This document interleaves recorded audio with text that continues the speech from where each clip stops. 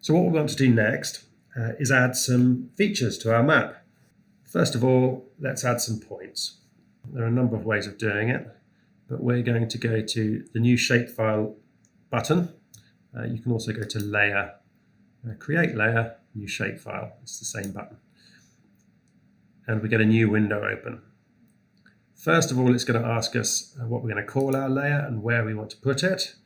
We have to navigate to a suitable folder. It pays to get organized with QGIS and make sure all your files are either in the same folder or in an organized structure that you can always understand, and always collect all the files you need together if you need to give someone a project. I'm going to save everything here in the QGIS for Environmental Science folder. And this one we're going to call Buildings. This is our Buildings layer.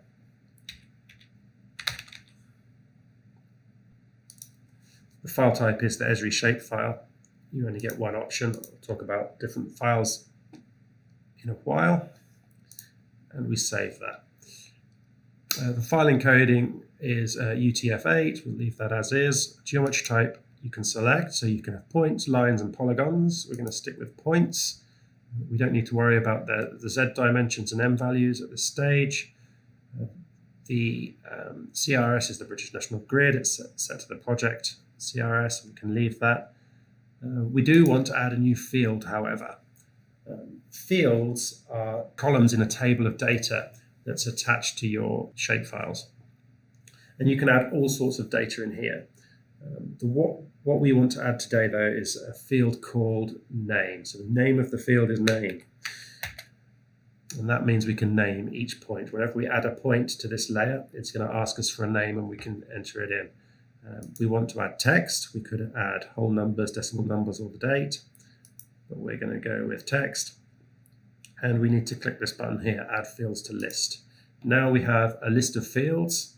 It will automatically have an ID field. And the one we've added is name in there. So we can OK that. We now have a new layer. It's called Buildings here. And we can now add features to that layer. The way we add points is to edit the layer. And to edit a layer, we have to find the yellow pencil. On the digitizing toolbar, there's a yellow pencil called Toggle Editing. If we click that, we'll get a whole range of buttons that were grayed out.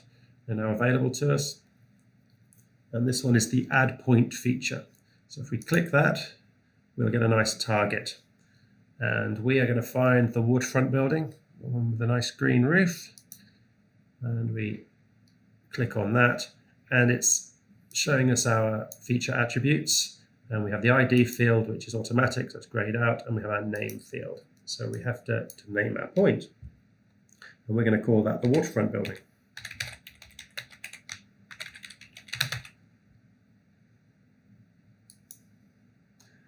And there we go, we've got a nice red point for our waterfront building. QGIS randomly selects the colors when you first create a point, but we can change them later, and I'll show you how to do that shortly.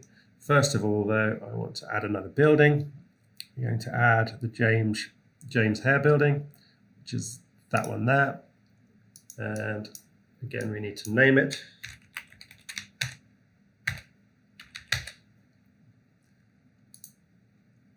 And we now have 2 points. We can zoom in slightly.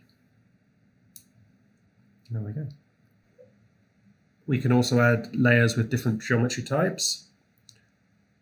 First of all, we need to finish editing that buildings layer, save, and we're going to open a new shapefile layer again. We're going to make sure it's in the same place. We're going to call this one path. And this time the geometry type is a line. It's good practice to at least have a name field.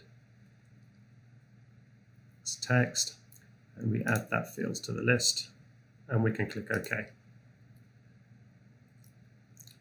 Now again, we need to edit, but the buttons available to us now are different. Instead of a point tool, we have a line tool. Add line feature. So we click on that, and again we get a target, but this one behaves slightly different. What we're going to do is draw a path from the waterfront building, taking the quickest route to James Hare. There we go.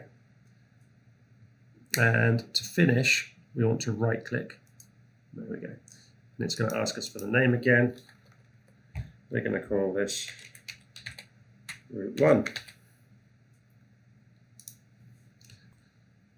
So now we've created two layers, path and buildings. The path has one feature in it, and buildings has two features, 2-point features within it. But we haven't just created those within our project here. We've actually created files. And if you navigate to your folder, you should see a list of files here. And you'll see that it's not just one shapefile. What's usually referred to as a shapefile is actually a collection of files in a directory, and they all have the same file name, but different file name extensions. And some of these are mandatory and others are supplementary, but you'll typically import the entire directory when you transfer geospatial data.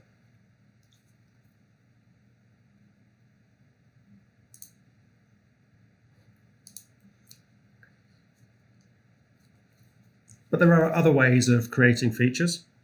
And one of those is to create a temporary scratch layer. We do that by, well, there's several ways. We can go to Layer, Create Layer, New Temporary Scratch Layer, or we can go directly to the button, which is this one here. It looks like a computer chip. And we click on that, and we can give the layer a name. We're going to call it Harbour. Let's make it a polygon, and we can OK that.